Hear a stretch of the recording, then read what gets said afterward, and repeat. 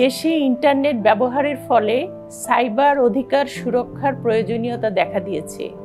বাংলাদেশে নারী এবং শিশুরা সাইবার আক্রমণের শিকার হয় তুলনামূলকভাবে বেশি।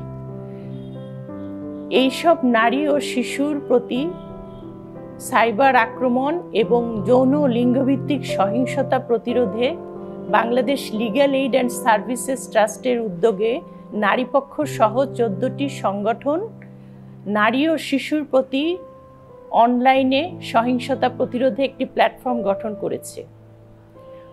অক্টোবর 2025 সাইবার সচেতনতা মাস। এবছরের প্রতিপাদ্য অনলাইনে সুরক্ষিত থাকুন, সাইবার নিরাপত্তা নিশ্চিত করুন।